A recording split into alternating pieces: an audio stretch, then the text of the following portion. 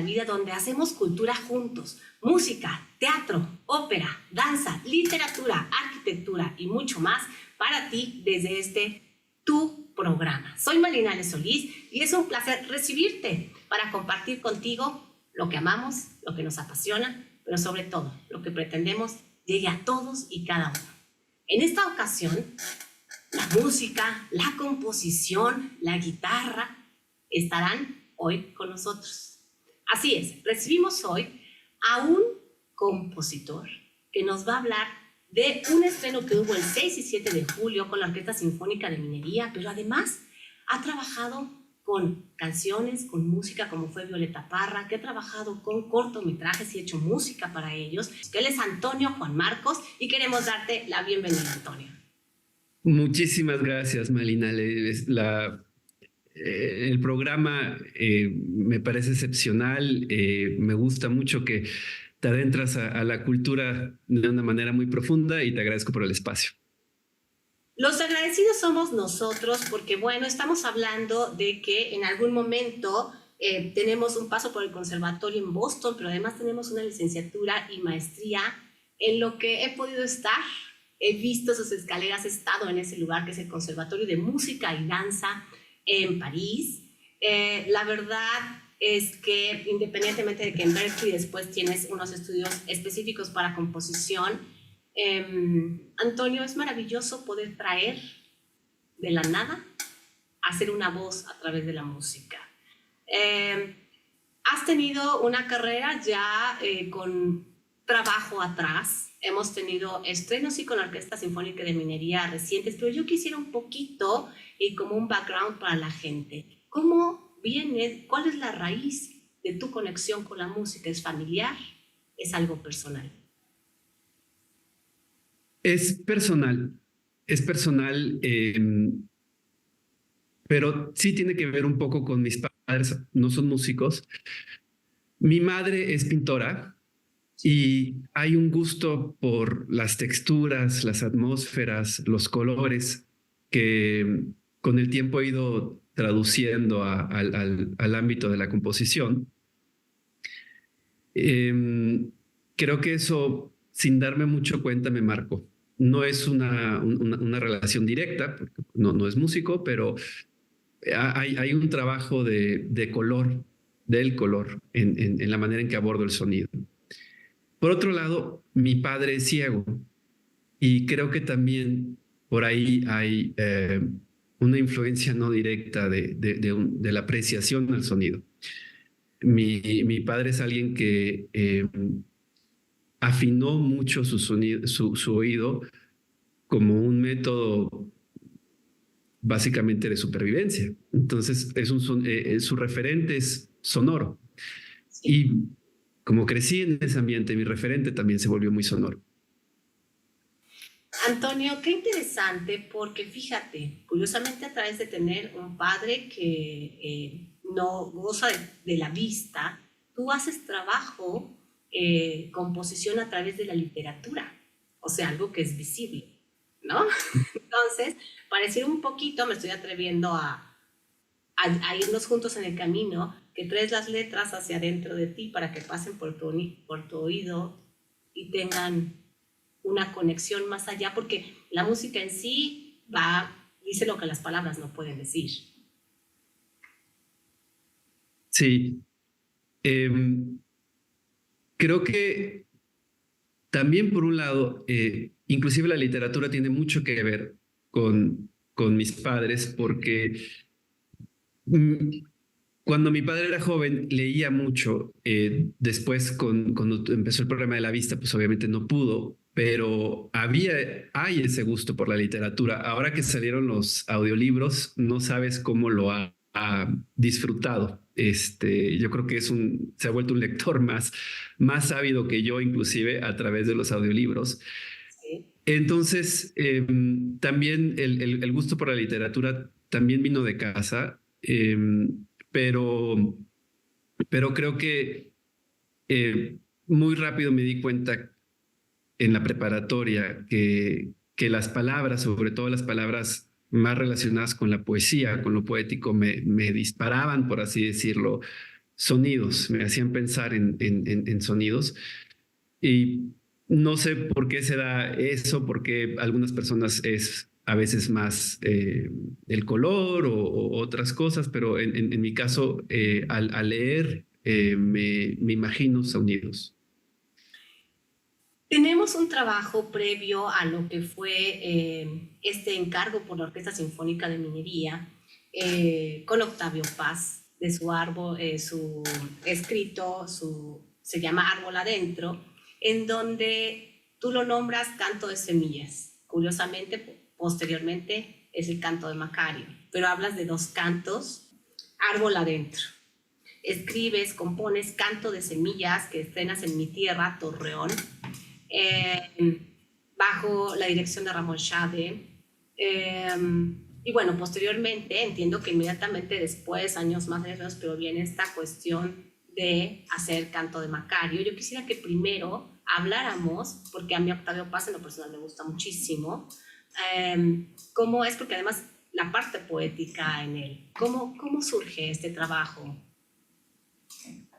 Desde que estaba en el Conservatorio de París, empecé a darme cuenta que la poesía de Octavio Paz me parece muy musical. Y te comentaba esto de las palabras que evocan sonoridades. Hay algo de la poesía de Octavio Paz que es muy sonora, ya en sí ya trae como ese potencial sonoro. Me parece que aparte es algo de lo que hablamos poco cuando hablamos de Octavio Paz, porque obviamente hablamos del gran intelectual, de sus ideas, que son obviamente pues muy profundas, um, pero de esta parte más sensorial a veces no hablamos tanto y yo la siento mucho en él. Um, en Árbol Adentro, inclusive el título del libro, Árbol Adentro, ya tiene mucha sonoridad en esas dos palabras. Adentro con la R y árbol también con la R, hay como todo un trabajo de fonemas fricativos de R, que te hace pensar como en rugosidad, en un árbol justamente, en las ramas. Entonces, me hace pensar, por ejemplo, en una frase, esta no es de Octavio Paz, es de Gabriel García Márquez, pero que se parece en esa atención al sonido. Hay un cuento de García Márquez que empieza, si mal no recuerdo, el tren corre por el trepidante corredor de rocas bermejas. Entonces oyes eso y ya te evoca toda una sonoridad en los fonemas. Pasa lo mismo con Octavio Paz. Entonces, tiene mucho que ver con eso. Hice un ciclo de canciones en los que musicalizo poemas de Octavio Paz y eso lo hice cuando estaba todavía estudiando en el Conservatorio de París.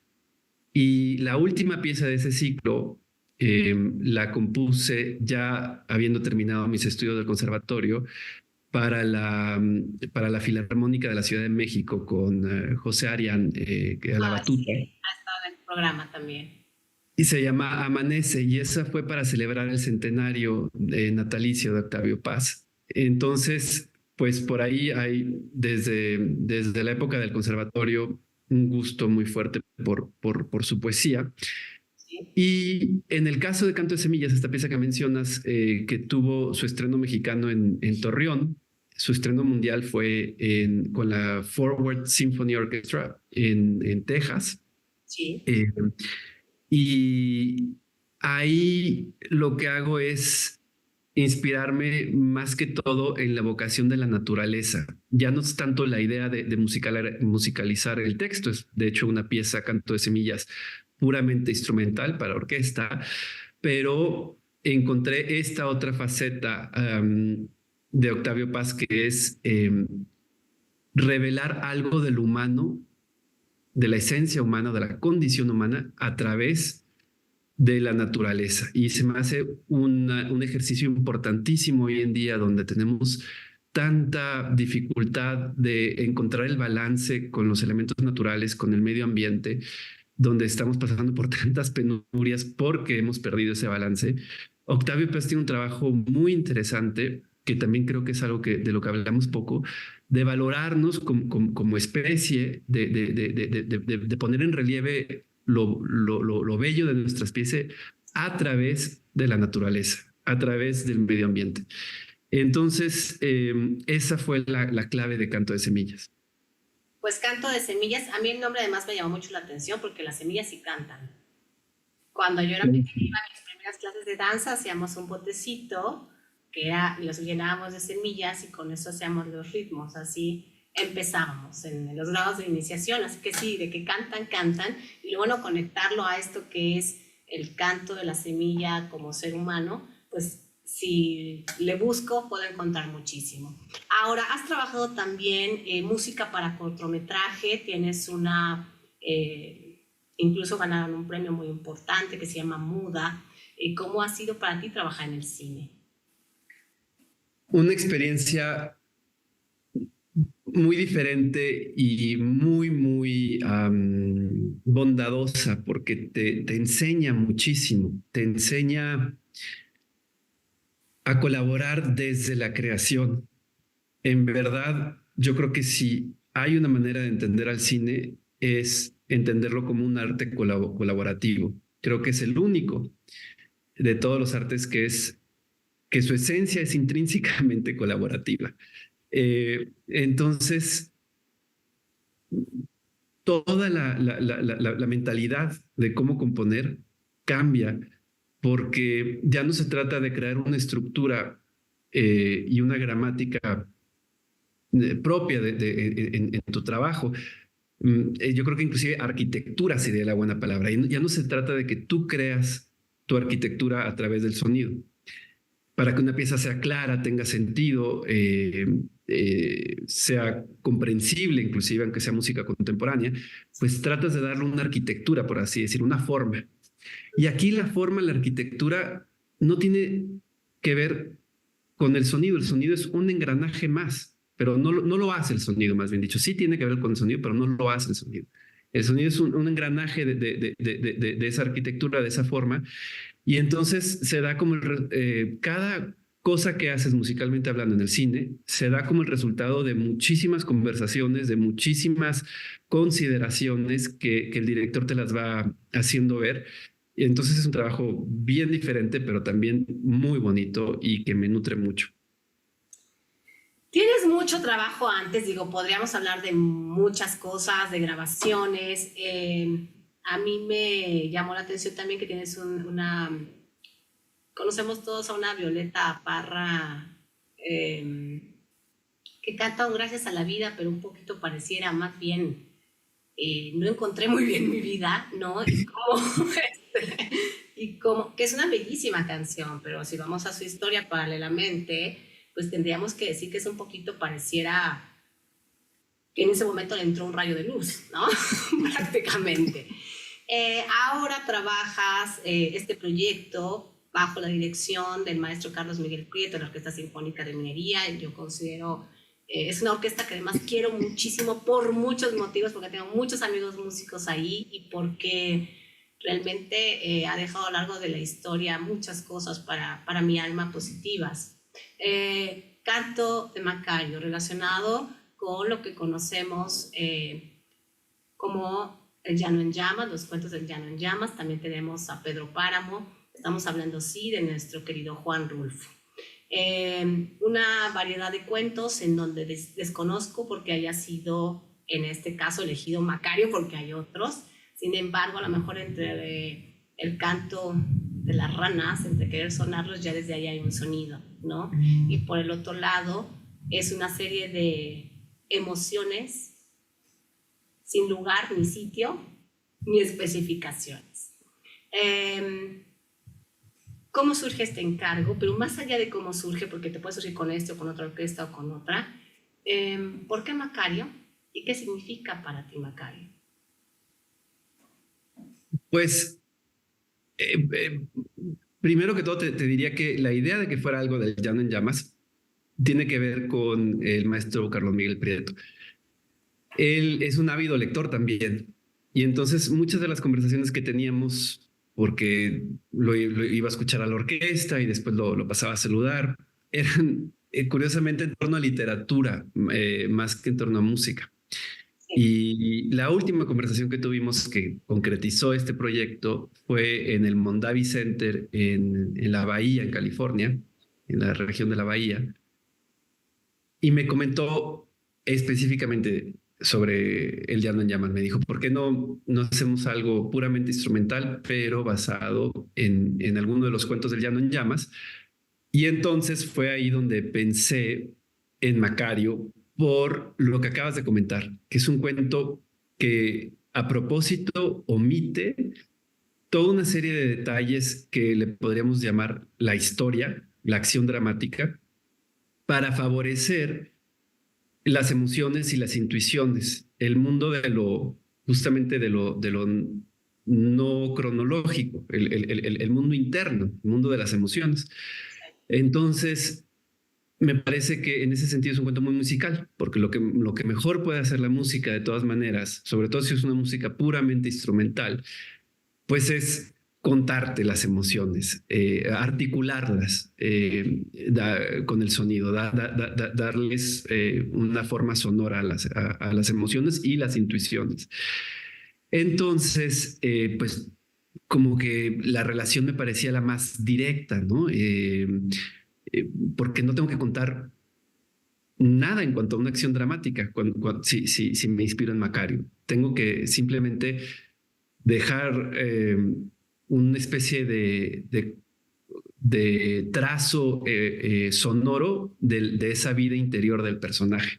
De acuerdo, obviamente, a como yo la siento, a como yo la interpreto, pero pues eso pasaría con cualquier eh, artista que se abarque a un trabajo de esta naturaleza. Hoy en día escuchamos muchos compositores mexicanos, hay mucha apertura de directores, tal es el caso de Carlos Miguel Prieto, como es el caso de José Arián. Hemos tenido a Allen Vladimir, hemos tenido a Iván López Reynoso. Yo creo que las batutas más reconocidas dentro de la música en México, y tenemos la oportunidad incluso fuera del país. Pero digo México porque quiero mucho mi tierra y quiero mucho lo que hacemos y lo que somos. ¿Cómo tenemos una Gabriela Ortiz, además extraordinaria también? ¿Cómo pertenecer al mundo de la excelencia en el ámbito de la composición? Creo que te diría dos puntos que se me vienen a la mente así de bote pronto, porque es una pregunta aparte que tiene mucho fondo. Sí, Um, pero el, vamos prim- a cortarlo. el primero es no pensar en eso. Se oye a lo mejor un poco contradictorio, pero el, el peso de la historia de la música clásica, eh, inclusive de nuestro propio país, de la música de concierto, es Sí, abrumador. Si lo tomas en cuenta como algo con lo que tienes que forzosamente eh, idea. compararte o algo así, sería demasiado abrumador. Entonces, creo que de lo que se trata es de pensar, y eso creo que se aplica a cualquier artista creativo, qué es lo que yo tengo que ofrecer que es intrínsecamente mío, que a lo mejor mi vecino o cualquier otra persona que me vea diga eso es tu rostro, por así creativamente hablando. Lo que te hace Entonces, único. perdóname. Lo que te hace único. Exacto. Entonces, siempre he pensado que componer es crearse un rostro entre los muchos rostros. Y ese rostro es identificando qué es lo más propio que tienes que decir. Eh, Después, el segundo punto, sí tiene que ver, obviamente, con el oficio y la técnica, y eso, pues, la única manera de hacerlo es con total entrega, porque es un arte complejo. El arte de la composición es un arte complejo que requiere mucha, mucha formación, mucha técnica. Eh, entonces, bueno, pues eso toma tiempo y paciencia. Y te diría un tercer punto, aunque te dije que nada más eran dos, Ay, por pero favor. tiene que ver con justamente con esta paciencia, o como diría Arthur Rimbaud, con esta ardiente paciencia. Creo que es una ardiente paciencia la que nos tiene que... Muy ardiente. Ardiente porque obviamente el acto creativo es intenso y tienes unas ganas de expresarte, pero al mismo tiempo tienes que tener la paciencia de saber hacerlo con el oficio que requiere para articularlo a través de este medio, por ejemplo, una orquesta. Pues tienes que saber cómo escribir para la orquesta y eso requiere una paciencia porque requiere una formación larga. Aunado a esta idea de la paciencia, de la ardiente paciencia, Encontramos otra. otro punto que es hacerle frente a la incertidumbre. Porque aparte de estos dos puntos que acabamos de mencionar, de encontrar tu voz entre las muchas voces y de tener el oficio para articularla, también tienes que hacer frente a la idea de que tú trabajas, haces tu pieza, puede ser una novela, si eres escritor, etcétera, lo que sea, y no sabes qué futuro tiene. Ya no te pertenece una vez que terminas. Y esa incertidumbre, como muchas otras que surgen en el proceso de una carrera creativa, tienes que aprender a hacerles frente de una manera que sea positiva, creo yo. De una manera que integres esa incertidumbre como parte de tu vida. Un poquito como cuando tienes hijos, que hay muchas cosas que puedes aportar, pero al final la vida de tus hijos es la vida de ellos. Y lo que puedes hacer es dar lo mejor de ti.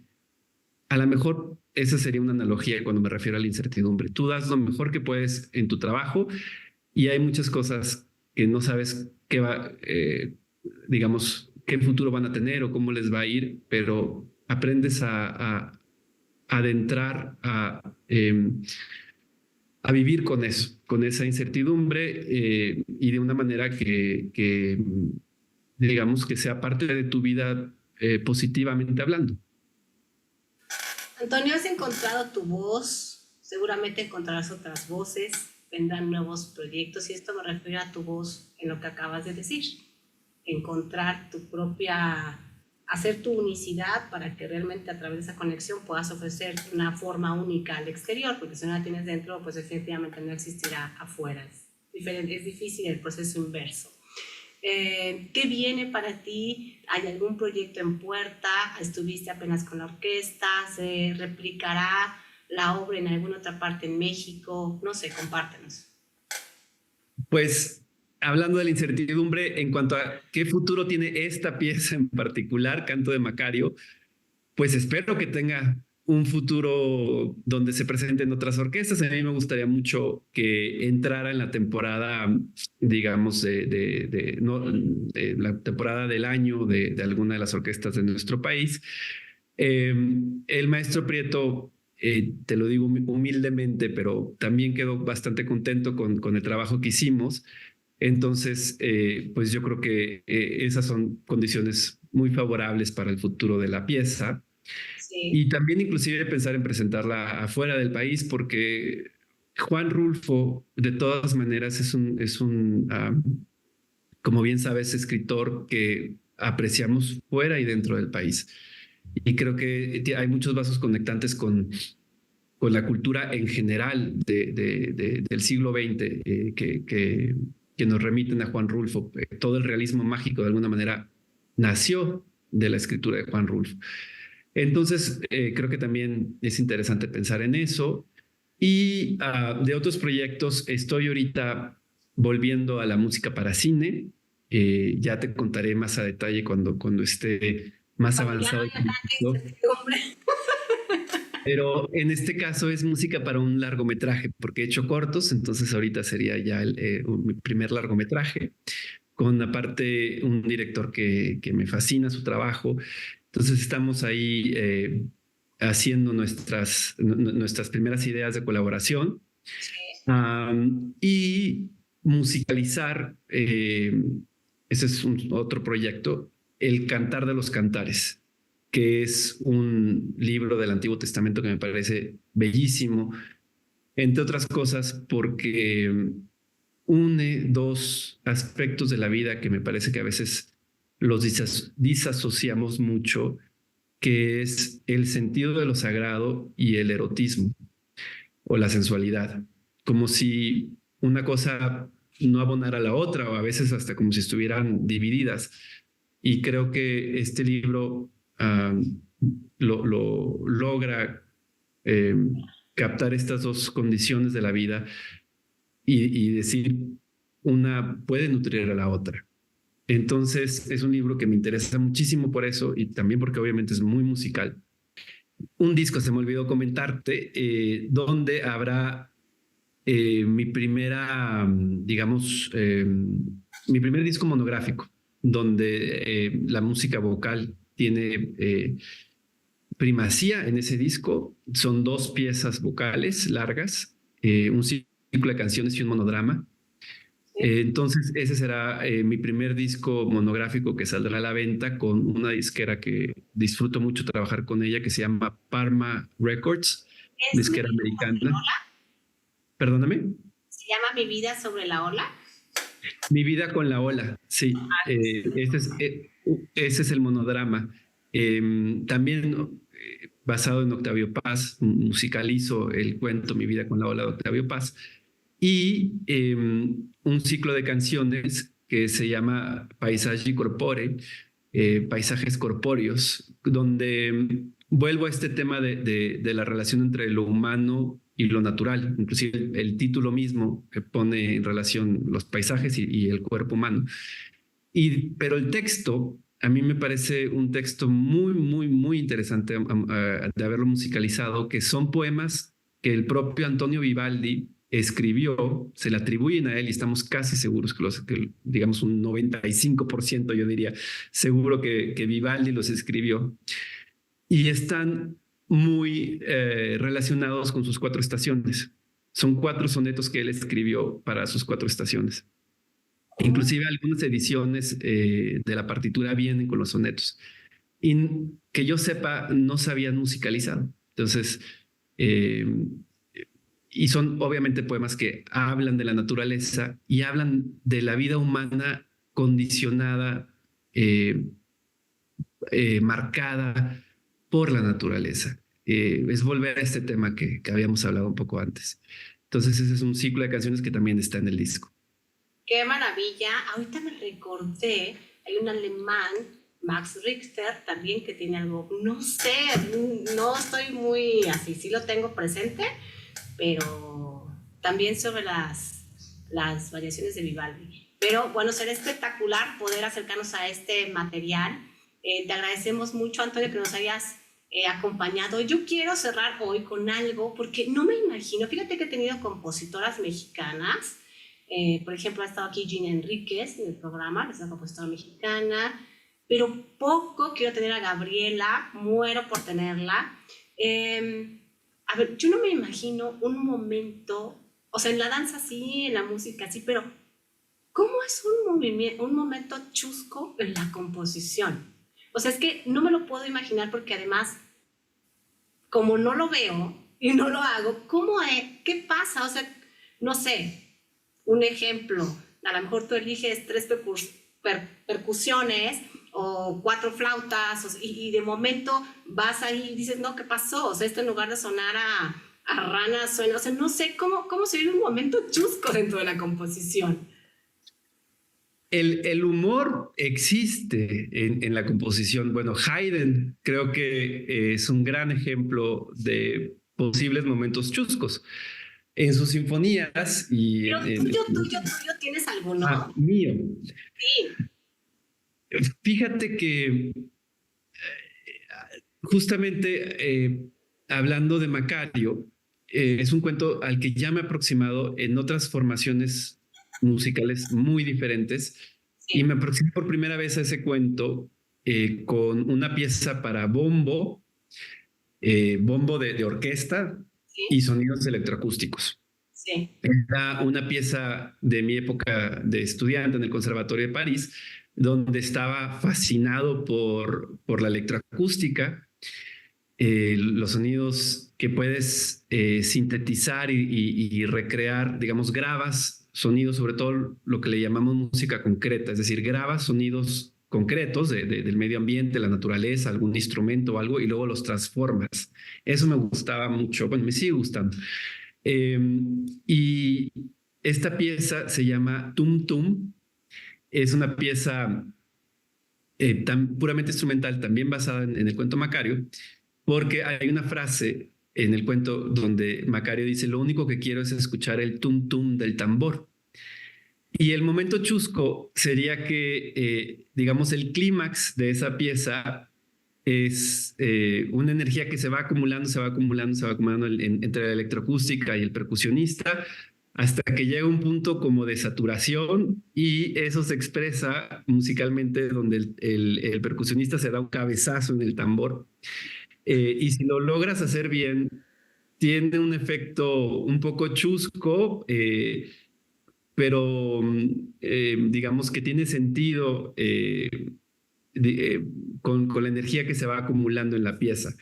Eh, entonces, y es una pieza que es bastante lúdica, es bastante juguetona.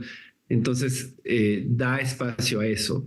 Eso te diría un poco algo que pensé puede ser como chusco y un poco teatral. No Pues sé, no sé si chusco. la espinita de saberlo, porque bueno, no es algo como que uno pueda tener así muy a la mano, ¿no? Quizá en otras artes como que lo tiene uno más evidente, pero sí tenía toda la inquietud de preguntarte esto. Muy agradecidos contigo por habernos acompañado en esta ocasión en la danza de la vida. Sabemos que en tus inicios, pues bueno, con muchas influencias, cómo va encontrándose la voz, ¿no? Siempre cuando empezamos tenemos referentes, en su momento Glazunov, Claudio Debussy, creo que también tuviste como Stravinsky, no sé si estoy segura, si recuerdo bien. Entonces, ¿cómo vas encontrando tu propio tuntún? Así que ahí está. Muchísimas gracias, Antonio, por habernos acompañado en esta edición. Muchísimas gracias a ti por este bellísimo programa y a toda tu audiencia. Gracias. Nos vemos en una próxima ocasión. Recuerda que tenemos el podcast que sale todos los lunes a las 7 de la mañana, la entrevista en La Jornada Morelos los domingos a las 7 y por supuesto en Televisión Veracruzana a las 6:30 de la noche, de 6:30 de la tarde por Canal 41 con réplica toda la semana. Muchísimas gracias por acompañarnos, por estar aquí. Este es tu programa La Danza de la Vida, donde hacemos cultura juntos.